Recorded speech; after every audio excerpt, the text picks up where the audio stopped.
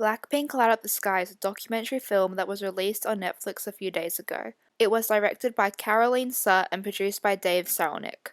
The documentary follows the K-pop girl group BLACKPINK as a group and individually, including their rise to fame and hardships.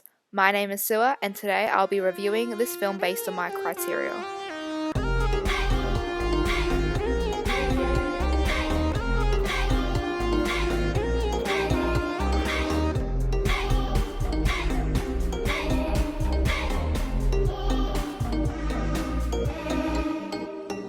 The documentary starts off with BLACKPINK's debut showcase, then goes into some history of YG Entertainment and K-pop reaching mainstream success. The documentary builds up by showing news clips of BLACKPINK, highlighting their achievements. There has been a lot of discussion going about whether this documentary is good or not. There have been some people demanding that BLACKPINK should have opened up more, unsatisfied with what was put into the film. I will admit that I did get bored while watching certain parts, as most of the documentary was filled with clips and stories that we have already seen before. This issue stems from me already being a Blink. As Teddy points out in the film, Blinks are always wanting more content, and we feel as if there's a major lack in the quantity that we are fed. We are always feeling starved. So us Blinks have a lot of time on our hands to rewatch clips, read old news articles, find more information, and be detectives trying to uncover every crumb of BLACKPINK that we can find so we can get our rations. Most Blinks pretty much know everything on the internet ever posted or related to BLACKPINK. Everything in this documentary will be familiar to Blinks. You shouldn't be focused on what we don't see. There are many parts of the documentary where the girls open up more than we have ever seen before. For example, the scene of Rose showing her solo preparations, even though she said she was uncomfortable with sharing it to people. At the end of the day, the girls shared what they felt comfortable with. People feel entitled to know every aspect of their idol's life, whether that be public or personal. Just because you support an artist's work doesn't mean that they have to give you anything in return. People need to get out of such a headspace. It is damaging to the idols, the people around them, and themselves. Older Blinks aren't going to get very much out of this documentary, but the new ones definitely will. This documentary covers nearly everything that has happened in BLACKPINK's career and before. You are introduced to each member individually, telling their stories and points of view. You learn a little about the Korean music industry, and you are given a chance to connect with the girls. For K-pop fans who are not Blinks, this will definitely show BLACKPINK in a completely different light. BLACKPINK's hardships only seem to be recognized by Blinks, and not the outer fandom. So for K-pop fans who aren't so familiar with BLACKPINK, this documentary may surprise them. Something that surprised me was how they talked about K-pop, especially Teddy. He asked, "Why is this K-pop? It's just Korean pop. It's just language. Why don't they do this for other countries? What is K-pop?" It's funny how K-pop producers question what K-pop is. And later in the documentary, Jennie mentioned that she thinks what makes K-pop is the training. There are so many different ideas about what K-pop is being thrown around.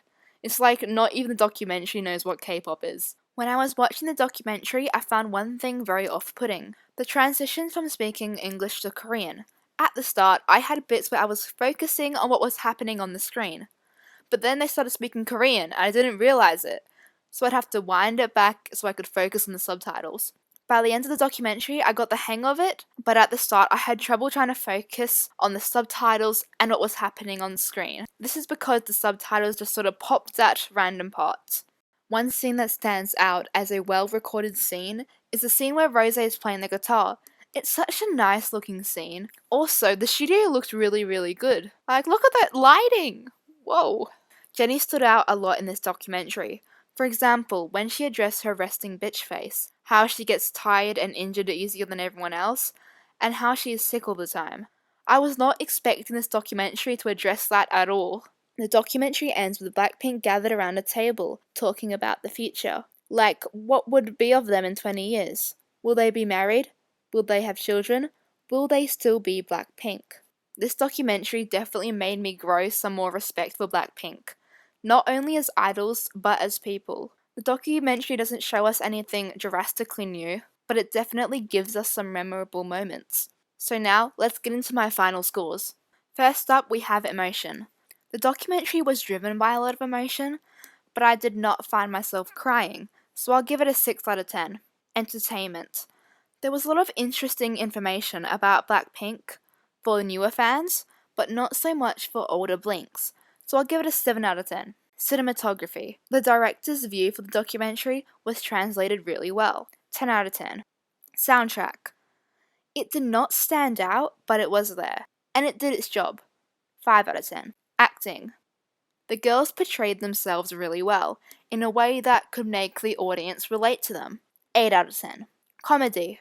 The tone of the documentary was not made for comedy. The only remotely funny clip was when Teddy questioned what K-pop is. 3 out of 10. Plot. The documentary focused on showing the members' past, present, and where they will be in the future. It sticks to this narrative really well, but at some points it can seem a bit jumbled up.